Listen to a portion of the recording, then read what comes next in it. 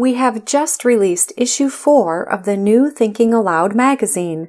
Download it for free at newthinkingaloud.org. New Thinking Aloud is a non-profit endeavor. Your contributions to the New Thinking Aloud Foundation make a meaningful difference in our ability to produce new videos. Thinking Aloud. Conversations on the leading edge of knowledge and discovery with psychologist Jeffrey Mishlove.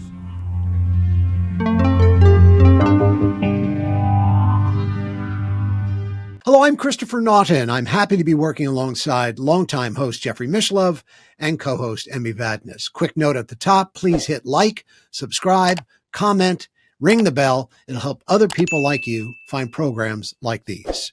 Well, this is the Gimbal footage.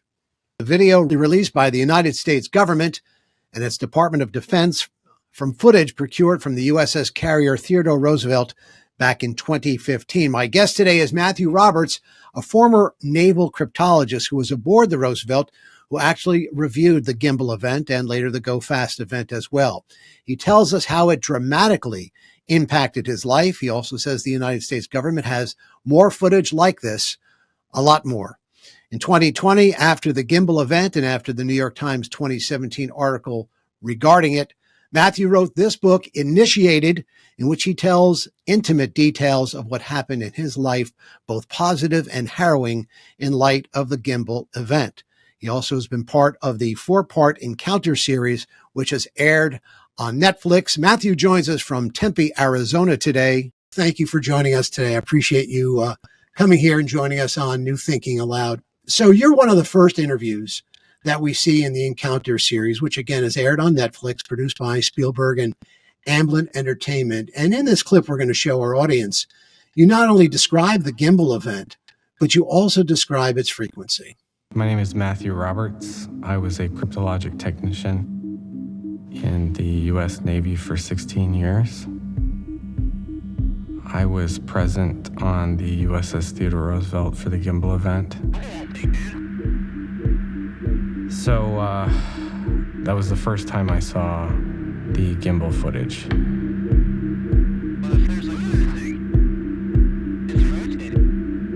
I was watching this footage and I could see no kind of aviation surfaces that you would expect to see. Wings, tail, rudders, there was none of that. I knew that it wasn't ours, right? I knew that it wasn't anybody else's. So, that only leaves one other option, I think. Which is what? And that's non-human tech, non-human intelligence technology. This was not a one-off event for the Navy. These things happen frequently. All the time. They happen all the time. So did it happen all the time? Was this a frequent event aboard the carrier that you were on? Yeah, they do happen all the time. And I can tell you that not only did this happen during our workup cycle, but later when we were on deployment and we were what they call on station in the Gulf, we had them come back. They showed up again. Was that the Go Fast event, or was that something else yet again? That was so both the Gimbal and the Go Fast event. Those videos were both from our workup cycle, and so those objects came back again when we were on station. But as I said, they happen all the time. They happen to other carrier groups. This wasn't specific to us. And these are the jets. These are the F-18s flying off your carrier that are capturing this footage. It's not as if guys on the ship, sailors on the ship, were seeing UFOs, or were they? Well, I hesitate to go any further than that. The thing that I will say is that they happen frequently, and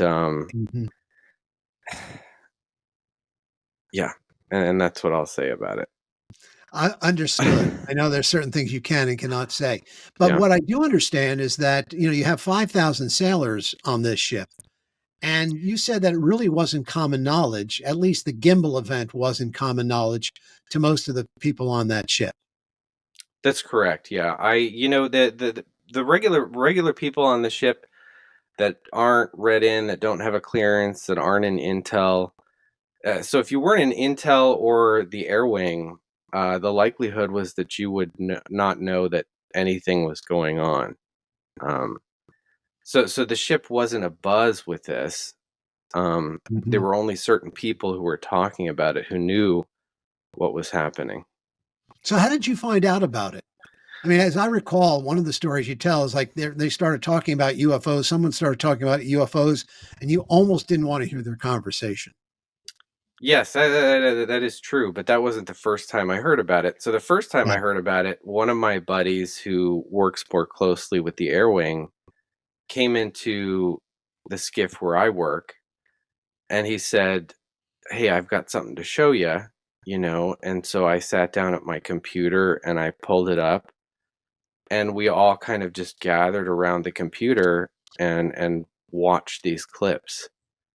And so that was the first time I saw it. And later, of course, I heard I was going to a meeting. I heard there were two pilots standing on either side of the briefing room door, and they were talking about, "Hey, did you see the UFOs, the videos?" And they were just discussing it, and I kind of threw my head down at the floor and just walked right past them. I didn't want to hear that conversation. It may be part of a recurring theme, which we're going to address today, is that sometimes people just don't want to hear some of these things. Maybe that's what you were going through.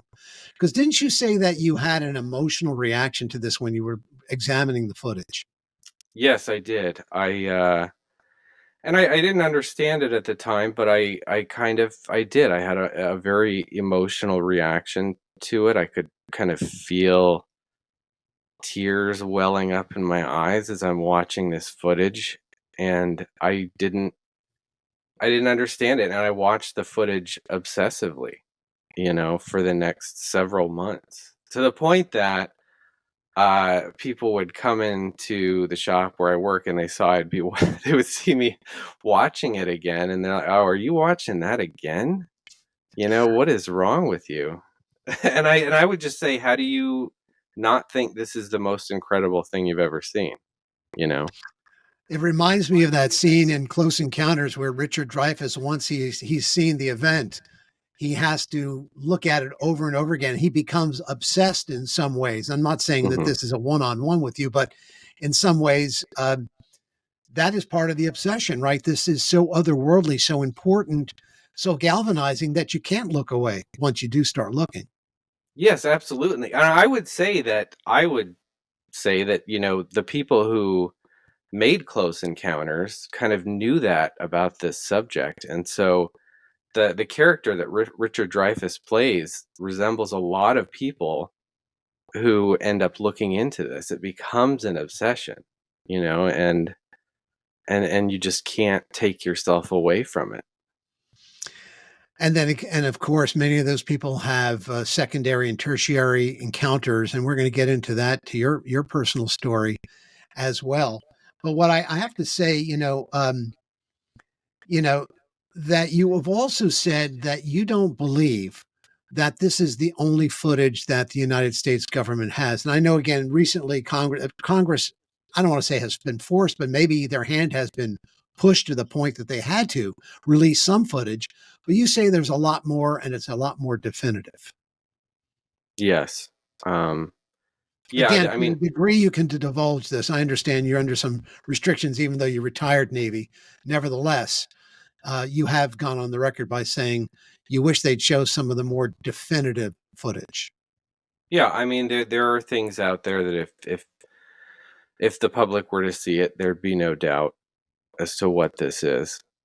I know it's interesting because what you demonstrate, again, in the gimbal footage, it's still pretty mind bending, and it still is something that, and as you describe, in that clip, no rudders, no tails, no exhaust, no nothing. So that still seems pretty convincing. But I guess what you're saying is there's even more convincing definitive evidence that if I were to see it or my colleagues were to see it, we'd say, okay, no doubt.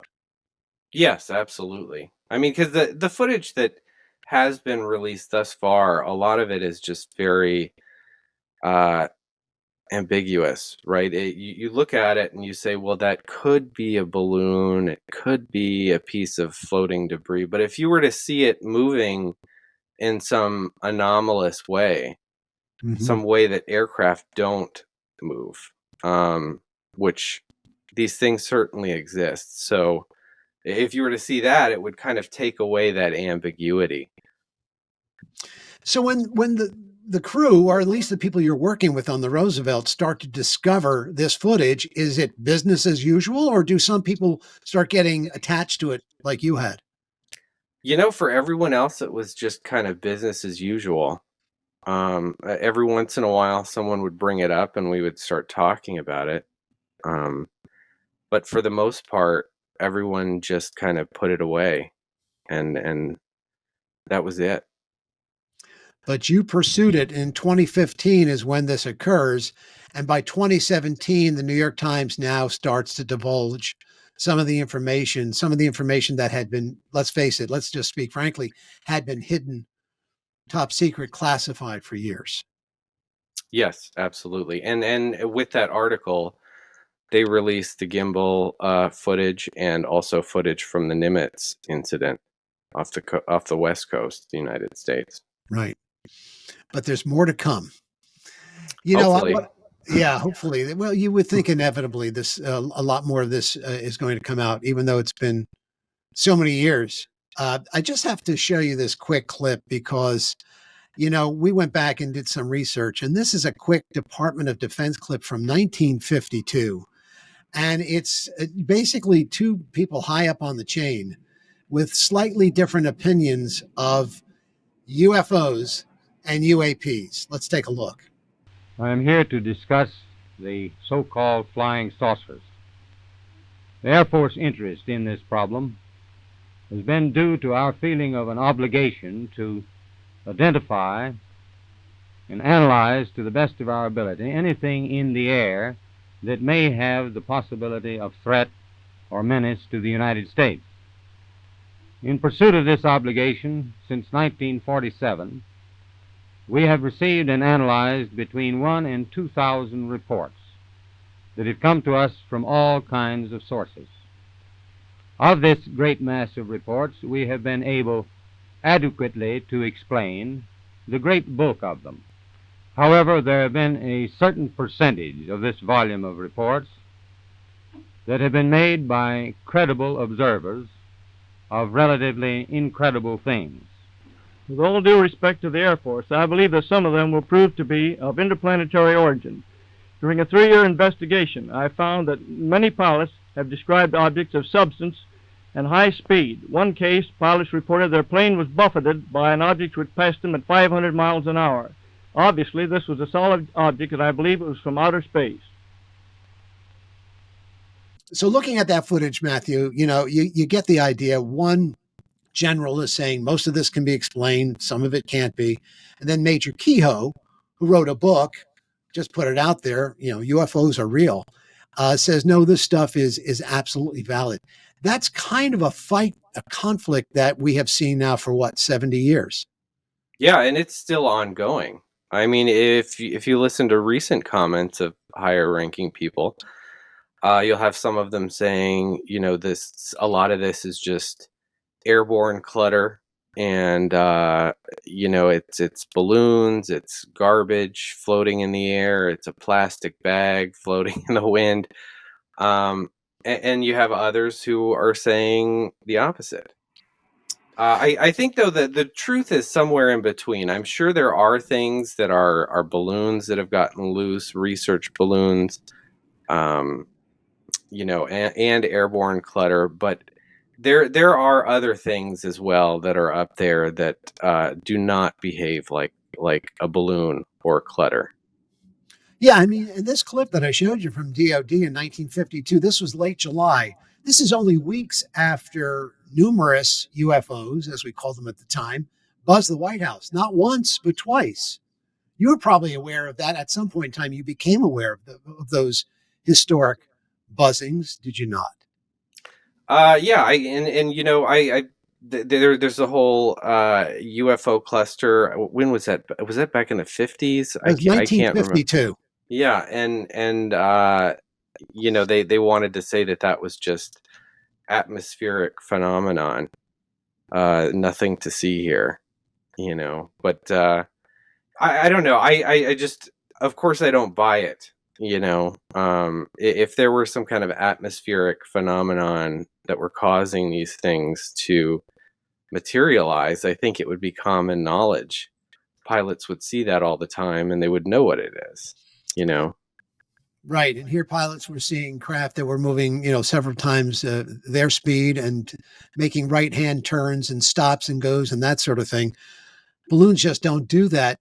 So what I find interesting about the Encounter series is that, to me, it's a story of vindication, because we've known for decades good, upstanding people, not only sober, temperate-minded people in the military, level-headed people such as yourself, but we're seeing pillars of communities. And I love the way they started this out. One of the gentleman from Stevensville, Texas, he's an entrepreneur. He's a pilot himself. He's up on a hill with two other buddies. He's castigated. He's basically pushed to the side. And this has been the recurring story, right? That's correct. And, that's one of the reasons why I came forward with my own story, because I didn't like the idea that this was being kept secret and that people were being ostracized in this way unnecessarily. That just didn't sit okay with me. And especially you have people in careers who maybe their career is dependent upon their psychological state, and so if you go to if you start talking about this stuff, and maybe your wife wants you to go to a psychiatrist or your spouse, and they diagnose you with something like schizophrenia or some other possibly career-ending diagnosis, I'm not okay with that. I'm not okay with that at all. It's wrong. It's disgusting that is allowed to continue. So that was really one of my biggest driving forces, that I did not like the fact that is out there and that is happening.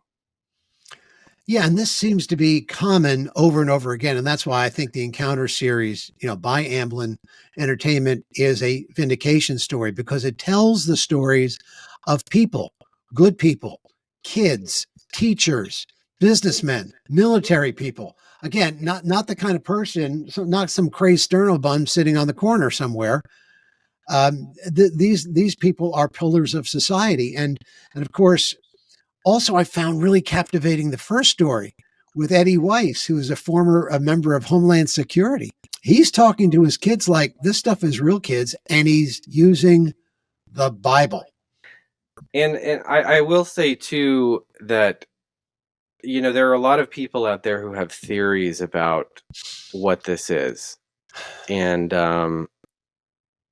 something that I came to understand in my own experiences was that this experience that I had was what kind of gave birth to all the world's religions. So the fact that he's using the Bible in these descriptions, and using the Bible as hey, this is what this is. I don't view that as really out there. I think that there's more truth to that than people would be comfortable with. Certainly most atheists. Which is how you grew up, right? Yeah. Yeah, absolutely. I mean, when all of this was happening to me, I was a devout atheist. I did not believe in any of this. I thought it was a bunch of hocus pocus. And the answers that I came to ultimately were not the answers that I wanted.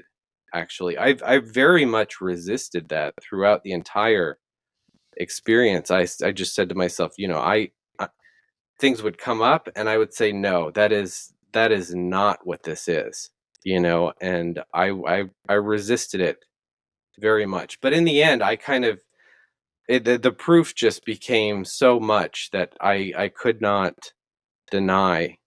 I couldn't deny it any longer.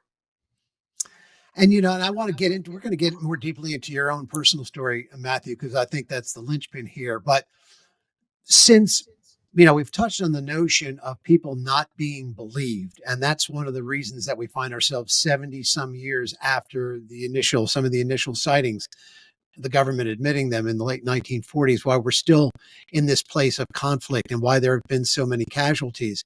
The most compelling story I felt in the entire Encounter series was a story out of Zimbabwe where 62 young children, Black students, white students, are basically testifying to the fact that they saw an alien craft land, that aliens stepped out of the ship. And let me play a little bit of a clip here, because these are some of the people who were, again, castigated, kicked to the curb, not believed, told they were crazy. You kids don't know what you're seeing. You have a vivid imagination. And Encounters went back and interviewed these so-called kids. Now they're adults, of course. This is 30 years on. And here's what some of them had to say. I saw a little object hovering. It was quite big, actually, and then there was little ones all around it. Mm-hmm. And it looked as if they were changing spaceships. Silver, shiny disc with lights. On the lower half of it, there were lights. It was like... And I saw like a door. And then suddenly he was over there. And he was right in front of us. I blinked, and then I saw the being less than or a meter or two away from me. I believe in it because I did see it. This is a story that we're sharing. This is a story that we're proud of. This is a story that if you want to talk about it, talk about it. If you don't want to talk about it, don't talk about it. But it's your story as well. This is a very important story to tell, but not so much because of the incident itself. It's an important human story to tell. To simply say, humans have experienced this. Yeah, I think it's unfortunate that there are these things that happen where people they don't want to believe that this is happening, and I come across this still, even today. People say, "Oh, you're a liar," but the footage is there, and why not believe people? Why are we so willing to just throw away what someone says they saw just because we don't want to believe it personally? That's the thing. And I think the reason people do that is because in order to do that, in order to admit, okay, maybe these people did see something, right? Mm-hmm. Then you have to start to admit to yourself that, well, maybe there's more going on here than I realize. And that puts you in a very uncomfortable position, because this is not something that currently fits your worldview. And so if you're going to be sympathetic with this person and say, okay, maybe you saw something, that starts to mess with your own kind of mental stability in a way that makes you uncomfortable. And understanding of reality. Yes, exactly. It will shake your worldview. Mm-hmm. What I found really, again, another compelling aspect to this really amazing series, Encounters, is John Mack, heralded Harvard psychiatrist. Not only is he heralded for what he did, he was a Pulitzer Prize winner. He headed up the psychiatry department at Harvard. He was a pioneer in child psychiatry. He started to seriously listen to these people who claimed that they had abduction experiences, alien experiences, close encounters of the first, second, third, etc. kind. He goes over to Zimbabwe, and the kids say he was the only one that we really trusted. And yet John Mack, was thrown under the bus as well. He was the only professor at Harvard ever where they try to take his tenure away. There are still some people who watch Encounters though, and they kind of push it away. They don't want to think about this. But I think it is a vindication story, because you got people like myself, people who are credible, people who have people who have had clearances for years and decades now out there talking about these things as though they're real, because they are real. And I think that these people who have been suffering for so long should feel vindicated, and they should feel good about it. And they should be proud of what happened there at that school that day. And they shouldn't let anyone tell them otherwise, Yeah, there was one person there that day who said it was all made up, but he doesn't come across nearly as credible in the story as do these innocent kids, these kids who are, you can just look in their face and, there doesn't seem to be a hint of guile in their eyes. They're just basically reporting, what they've seen. Now, you've hit on a point, and Kevin Knuth, who's a former NASA astrophysicist, was also in this series. Let's hear a short clip from him as to maybe why we don't want to understand or believe this stuff. For our whole lives and our parents' whole lives, since the 1940s, we've been told by authorities and scientists that this is ridiculous, that this is nonsense. And I think that's the main reason why you don't have many serious, or until recently, you've had very few serious scientists studying this. I would say there's probably on the order of 15 experts in the world. That to me is shocking. It suggests that there's something maybe deeper than the stigma and all of the obvious things that are preventing people from studying this, that maybe people don't want to know what this phenomena is. Maybe people don't want to know the truth. Maybe it scares them a little bit somehow. So, Matthew, maybe this scares people somehow. We've kind of talked about that, but let's maybe segue into your story, because maybe there's a good reason to be scared. There is. I mean, and some people have thrown around this word sober, if they were to have to describe the phenomenon, or somber. And it really is kind of sombering, because when you start to have these follow-on experiences, right, the hitchhiker effect, as they call it, where something follows you home,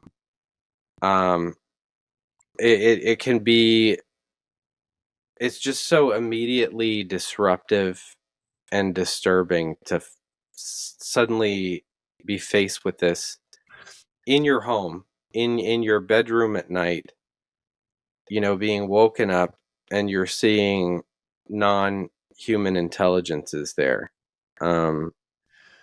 Now, let's just step back a half step here for just a second, because Jeffrey Mishlove has interviewed lots of folks who have had these experiences. Heck, he interviewed John Mack back in the 1990s, and Jacques Vallée and others. But let's describe what the hitchhiker experience is again, even though Jeff has described it on this channel, that this is when people sometimes have a close encounter or are exposed to what you were exposed to, the Gimbal event. Sometimes they find themselves in that same situation, and there's an energy, there's a consciousness, there may be a being that follows them. That's why we use the term hitchhiker, correct? Yes, that's correct. And I think what happens is just that it's like, the event will happen. Several people, or in some cases hundreds or thousands of people, may witness this, but it will strike certain people a certain way. And I don't know how they do it, but somehow they pick up on that, right? And it's almost, I describe it as like running a magnet over a table filled with different kinds of metals, and some of those metals will be magnetized, some of them won't. But running the magnet over that, you'll see which ones react, and so I think that these incidences are very similar to that in that respect. And those Describe some of them for us, Matthew. I have read your book, Initiated, and again, it's a very honest book. Some of it's quite chilling, but describe some of the events and what you experienced. Yeah, well, I mean, the first event that happened, I had an entity in my room. One night, I woke up because something grabbed my arm, and I woke up. I thought, well, my room is going blurry for some reason, so I went to try to raise my hands to my face and kind of wipe the sleep out of my eyes, and I couldn't move. I realized I could not move, and that I woke up because someone was grabbing my arm. Mm-hmm. So I, fought to kind of turn my head to the right to see who was standing there, and I just saw this shadow of a torso, two arms, and a head kind of bending over, looking at me. And as I'm looking at this, the behind this shadow figure, there was this golden light just started to light up my room, and then it became very bright golden light, and the light concentrated into rays of light coming out of its head. And I thought to myself, what is going on? This was just, you don't expect to wake up in the middle of the night and see something like that. And then, after that, I kind of lost consciousness and fell asleep. And then there was a sexual experience, and I could see that this female who was there had blue skin. My hands were on her thighs, and I could feel her skin, and it was not like normal human skin. It was much thicker than human skin would be. And then I woke up the next morning, and I felt like I wanted to throw up. I was like, what was that? Well, you felt that you were assaulted. Yeah, I did. I felt completely violated. But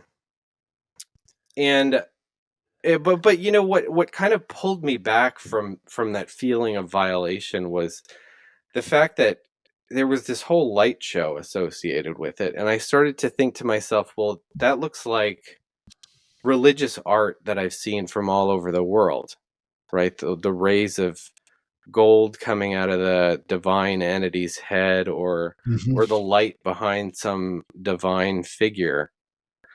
And I thought to myself, there's a lot more going on here than I currently understand. I'm obviously not the first one to see this, because it's in religious art all over the world. And so, that kind of pulled me back and kept me from jumping to conclusions throughout the experience, which I think is something that people have a problem with, right? Something like this happens to you, and you want to just jump to, oh my gosh, it's evil. This is an evil thing. This can't be happening. I need to be afraid of this. So on and so forth. But or maybe the first step is they'd want to take you to a psychiatrist to make sure that you were drugged properly. Yes. That would be the first step. And then the second step is not to believe you. And maybe the third step is, oh my God, this is happening, and I don't want to think about it. That's right. And, that was my immediate thought too, was that this was happening to me. And what was worse about it was that I couldn't tell. I was like, well, who am I even going to tell about this? If I tell anybody about this, I'm going to wind up in a straitjacket. I'm going to lose my clearance, and I'll be out of a job, and this would ruin my life, So I had to just kind of sit with it and to just try to find some kind of way to be okay with it, which was not easy. It was not. Well, it actually forced you deeper. Again, we talked a little bit about the fact that you grew up in a kind of a secular atheistic household, which is I don't know what a raw sense of humor they must have had, because all of a sudden you're starting to look at yogis and initiates and the Kabbalion and other kinds of esoteric literature that 5 years prior you would never even dream of reaching out and opening up and reading. That's correct. I mean, when before I had this experience with this blue being in my room, I came across this book in a very terrifying and paranormal way, and it was a book called The Kabbalion. And when I first read it one night, I read the synopsis of the book online. I thought, oh, I'm not reading that. That is out there. Forget about it. Yeah. But it was the next day that I had this set of just terrifying coincidences that just lined up, and it was very obvious to me that the whole day was a construction just for me, and that to me did not fit my worldview, right? Well, there's a recurring line, right? Is there a recurring line in the Kabbalion about there are no coincidences, something along those lines? Yes, exactly. And that was how the day wrapped up. I ended up walking past this woman at a gas station around midnight on a Thursday night near the freeway. She's dressed to the nines, sitting with a homeless man, right? And I knew that this was out of place. This shouldn't be happening. There's no way a woman who's dressed like the women I work with who are about to go brief Congress is sitting here near the freeway at a gas station with a homeless man eating, At midnight. Yeah. So I'm walking past them, and then this total set of just impossible coincidences that led me to this gas station in the middle of the night. And this woman points at the homeless man and she says, "You see, there's no such thing as coincidence. Everything happens for a reason." Mm-hmm. And I thought, no way did that woman just say that as I was walking past. There's no way, And so that I thought to myself as I entered this 7-Eleven or Circle K, this convenience store, I was like, well, that's what this book, The Kabbalion, said. And so I guess I'm going to be reading this book, because there's certainly more there than I realize, and it was then that I read this book several times and I thought, okay, well, I guess maybe this is some kind of learning experience for me. Let's learn. I'm ready for more, which nothing could have been farther from the truth, because the next thing that happened was that sexual experience in my room, which just threw me completely, because here I was trying to understand something and I thought I was learning, and then I felt like I was just raped, and what is that, and so it really just kind of threw me into this downward spiral of just the deepest depression I have ever been in my life, along with other paranormal things that were happening at the house. I was having constant nightmares. I would wake up to the sound of a woman in my house screaming at the top of her lungs like she's getting murdered, right? And waking up to that is not something that you can just go back to sleep after hearing that, right? But of course there was no female in the house, so it was just bizarre, right, to wake up to that. But I got to the point that I was so terrified I would sleep with the lights on, because I just could not stand the dark. So there were a number of experiences like that, which are fairly haunting, which you obviously describe in the book. But, there's some light in here as well. If there was no light, it would be, oh, wow, that's, that movie ended with a thud. But you do come to a place where the light, in other words, you persevered. You kept reading, you kept pursuing. You didn't stop seeking, if you will, to say to yourself, what does all of this mean to me?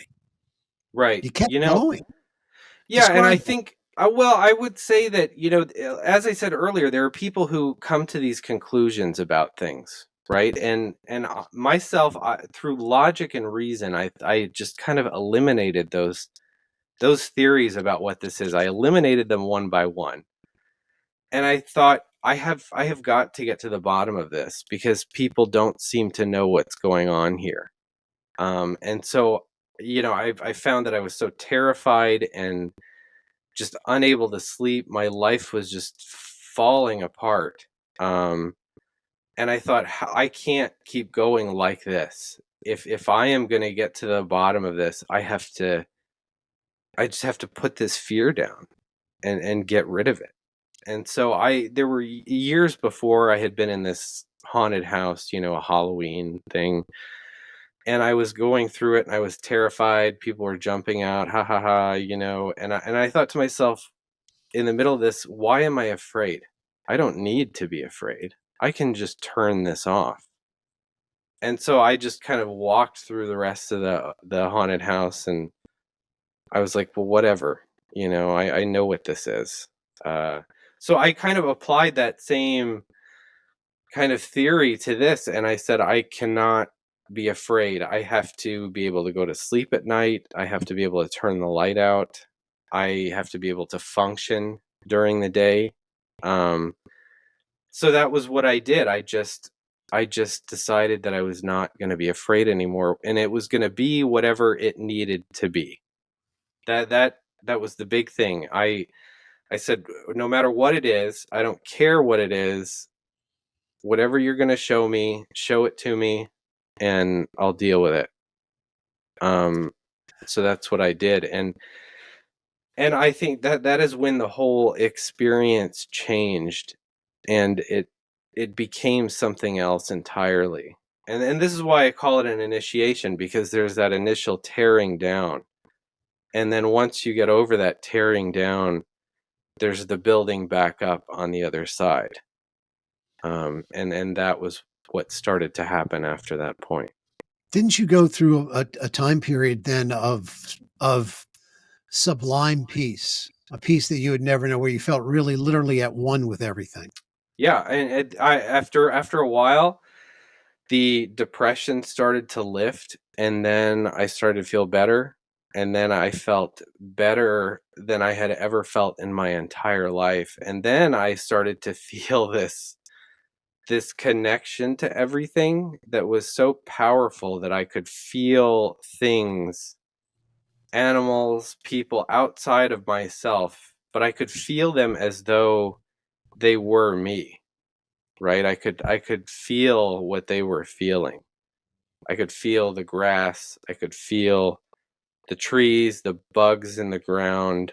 And that was bizarre. But in the end, as I was feeling that, I knew what it was. I thought, this has got to be that feeling of enlightenment or nirvana that people have spoken of, that kind of oneness with God, basically. And so that was how it ended, And I was recently watching this documentary about Buddha with my brother recently. I don't remember if it was on PBS or what, but at the end, when these armies of darkness are descending upon Buddha, he makes it rain flowers as they're shooting arrows at him, and then he touches the earth. And I thought, this is exactly what I did. I went back to my roots, and in stressful situations, these are the things that I do. I will put my emotions to the side, and I will pick up the things that are being placed before me, and I will use them to kind of formulate a new worldview, as it were. I'm not afraid of doing that. And so this situation for me was no different. And so Buddha touching the earth and going back to his roots, that's exactly what I did. And I just did the things that I have always done.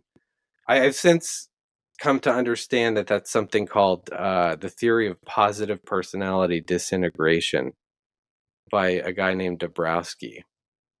And he was a Polish psychologist who survived human experimentation in Nazi death camps. And so this is his theory. He came up with it, and it basically says that, life is a series of these initiatory experiences, and you can put emotions aside, and you can formulate a new worldview and place these things into your hierarchical values, your value system, and reorganize your worldview based on the truths that are being placed before you. And it's just being able to do that and being able to get through this experience. You can only get through this experience that way. And so if you're someone who can't do that in life, you're not going to be able to do that with this experience either. Well, you went through an absolutely genuine hero's journey. Mm-hmm. I mean, that's the Joseph Campbell. I mean, I know Campbell was impacted by Jung, and Jung actually does discuss UFOs in some of his writings, but this is the quintessential hero's journey. You had to go deep within. Mm-hmm. I guess at some point you might have said, or you may have had, maybe during that peaceful oneness period, wow, maybe this is all worth it after all. Yeah, absolutely. Because, and that's one of the things about this is that you understand what the universe is and what your place in it is. And to know what the universe is something that I think is probably the most useful thing that could ever happen to you in life. And I think that most people who we would consider to be geniuses, people like Einstein, and all the others that we would consider to be, the epitome of what it means to be smart or wise as a human, are all people who have been through this. They may not talk about it so much, or we may dismiss what they do say about that kind of thing because we want to just take their science and run with it.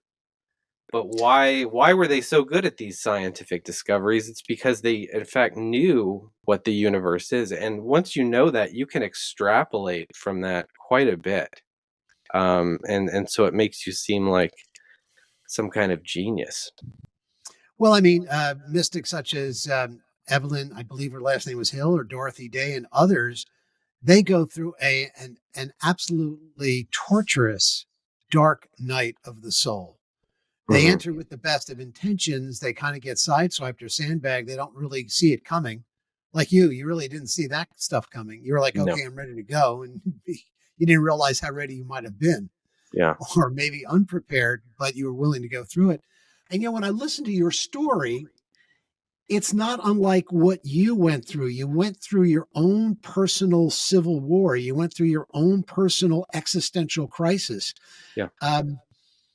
William James talked about we need a moral equivalent of war. I don't know if that's, UAP and UFO introductions, but it seems like we as individuals and as a collective somehow need that kind of precipitating event or events to move us through to the next, to move us up the helix, one step up the helix, same place on the circle, one step up the helix. So yeah, I would totally agree. I think that these things happen on a micro scale with individual people, but on a macro scale as well with all of civilization.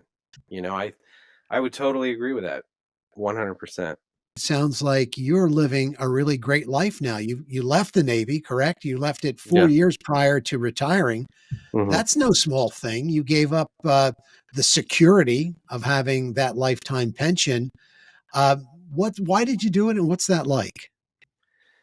I did it because I in my own mind, I could not justify staying another 4 years and staying quiet about this just so that I could be taken care of. That's not the kind of person I am. That's not the kind of person I've ever been. So it was not a hard decision to leave. Knowing that there were people who wanted to keep this a secret and wanted to keep this from people, knowing what I came into in the end, I thought, how dare you want to keep this from people? How dare you want to say that the human being is not divine, and to deny that and to deny people access to it. It's a crime against humanity, in my opinion. It's totally disgusting. I just was not gonna be a participant in that in any way. So I had to come out and tell my story. And hence why I believe the Encounter series is so vital. And again, again, with Spielberg's name behind it and Amblin behind it, you knew they were going to take it seriously. I think you said something very interesting early on about Close Encounters and some of those other movies in the 60s and 70s and 80s that in some ways were indoctrinating us to perhaps what was ultimately real. I mean, the story, and again, our own Jeffrey Mishlove has talked about this many times over the years, back in the 80s and 90s when it wasn't so fashionable. That's the Close Encounters in some ways is based on real life events, a real life Richard Dreyfuss, real life Close Encounter of the Third Kind, a real life French scientist who was based on Jacques Vallée. Yeah, that's right. And I think that that's what a lot of science fiction is actually, is that, a lot of people will have these types of experiences and they can't write about it as science fact. So let's go ahead and put it in science fiction so that later on down the road, when people are actually going through this, they can look at that and say, oh, this person knew what they were talking about, because they wrote this science fiction story that happens to align with reality in this sense in a way that other people don't. You've also said something pretty interesting, either in an interview or actually in the Encounter series, where I think you said something along the lines that, maybe it's not the government that's releasing this information slowly. Perhaps it's these conscious entities, this intelligence, this consciousness in and around our planet that are releasing this, if you will, to our conscious and subconscious minds at a rate that we can handle it.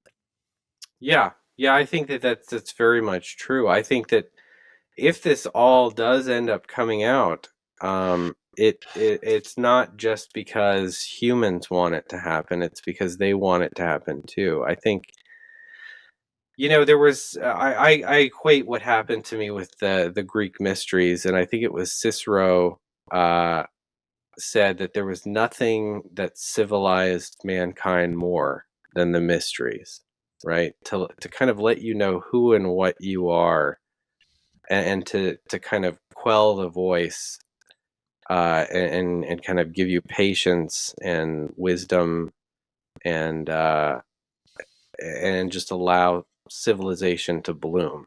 I totally agree with that, and I think that they know that, right? These others, these non-human intelligence, they know that about us, and they know that we need this, and I think we need it now more than ever, based on what's happening.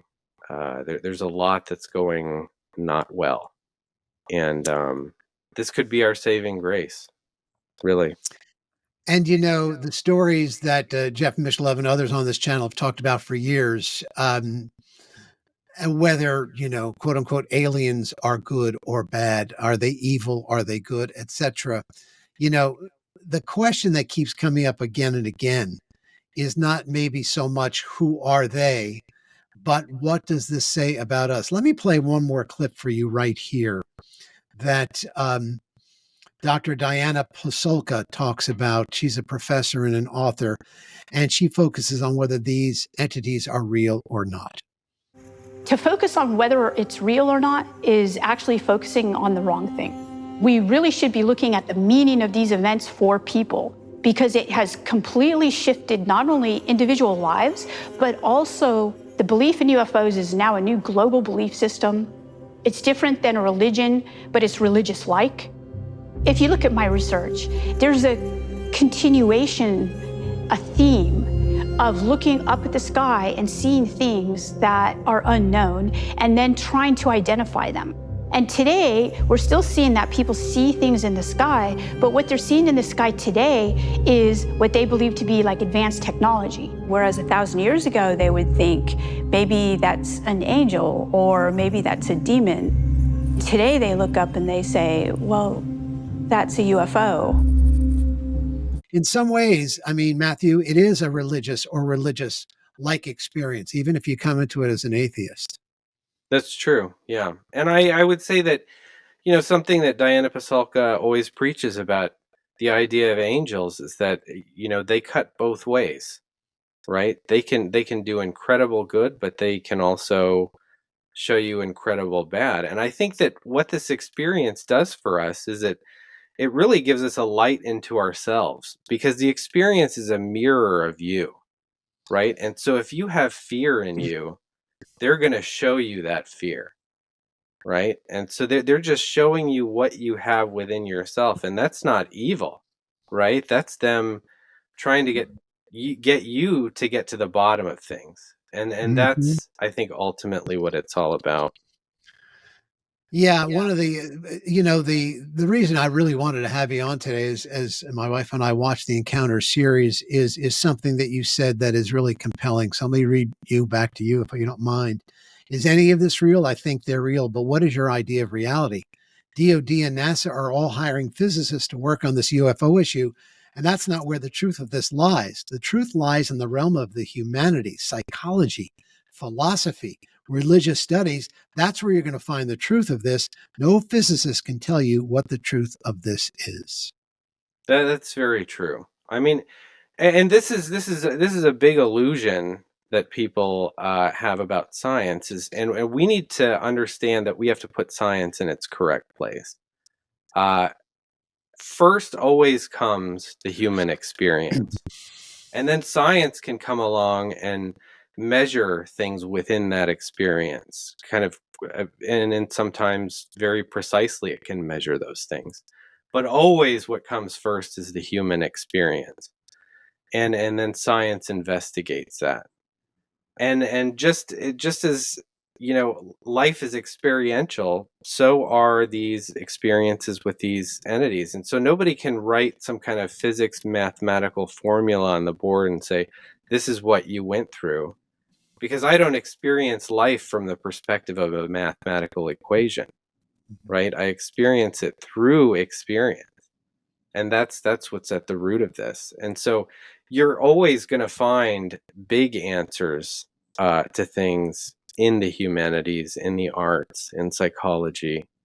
And those things are the things that inform science, despite any illusions to the contrary.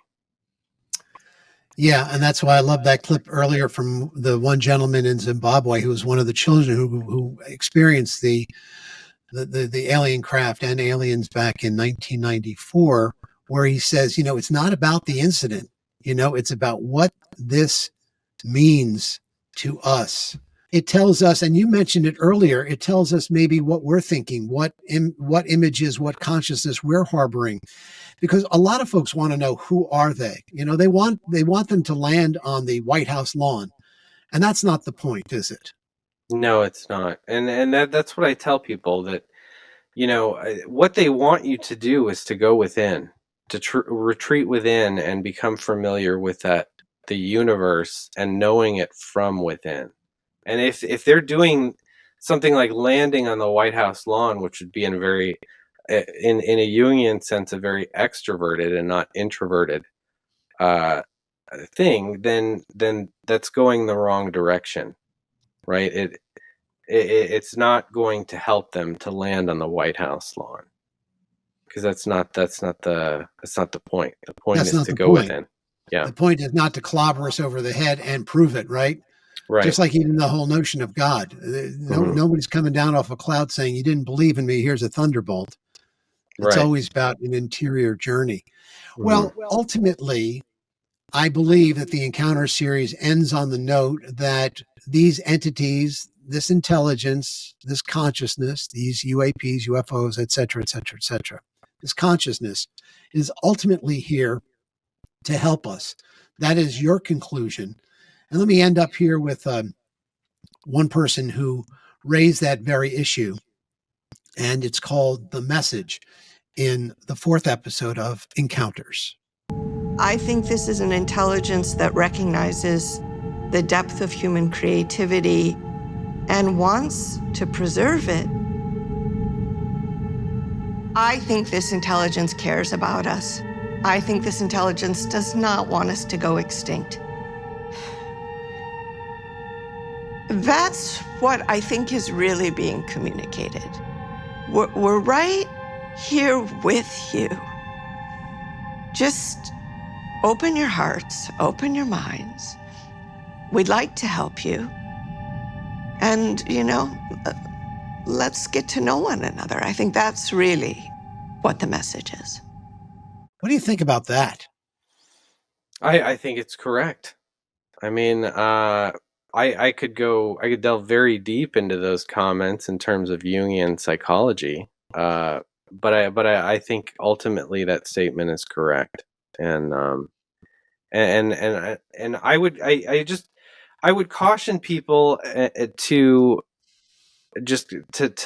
rush to judgment. Just don't rush to judgment when you come in contact with this stuff. It's not that serious. You don't have to define it.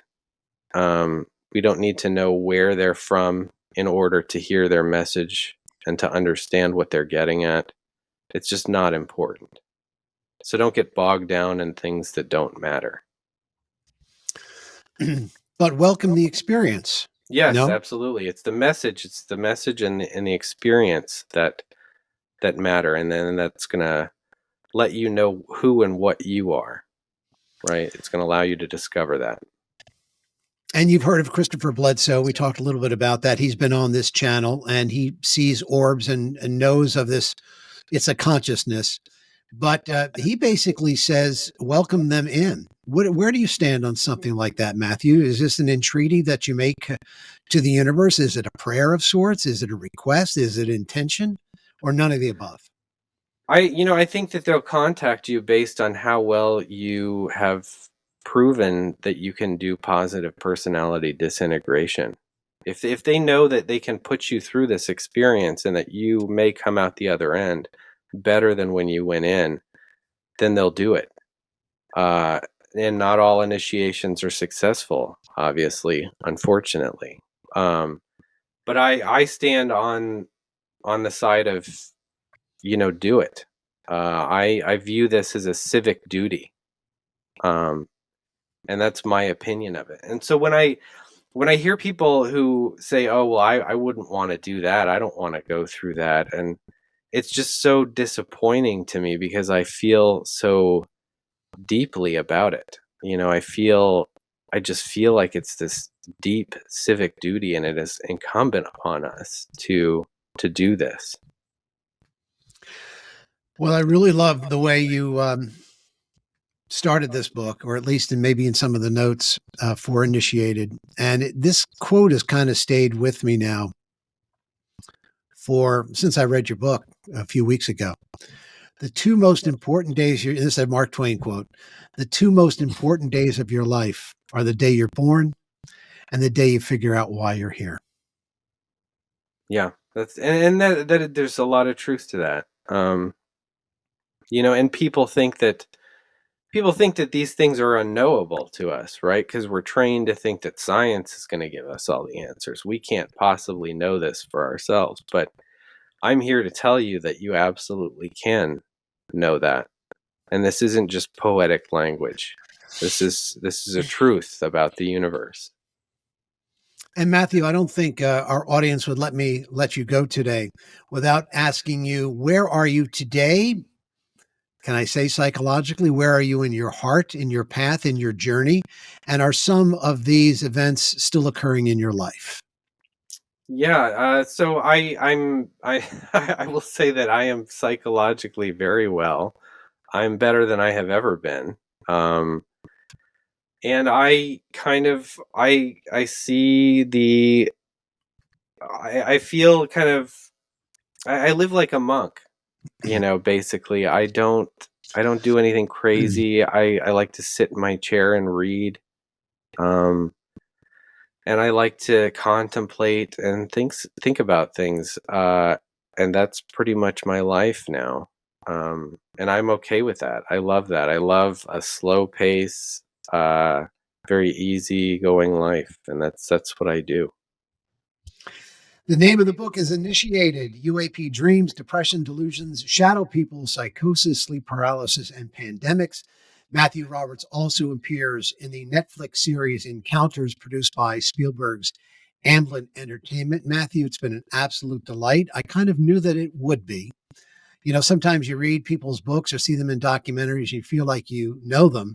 I just really felt that way. So you were our first choice from that series to appear here on New Thinking Aloud, and I hope you'll come back again. Absolutely, Christopher. This was such a pleasure, and I'm honored to be here. I know the history of this show, and it's just incredible to be here. Thank you very much. Yes, you're welcome. And for all of us here, we want to remind you that you can, and we would hope will, subscribe to our channel, comment, and certainly click that bell, because that helps get these shows out there. For all of us here at New Thinking Aloud, for Jeffrey Mishlove and me, Vadnais, for all of the great volunteers, I'm Christopher Naughton. Thank you for joining us. You are the reason why we're here.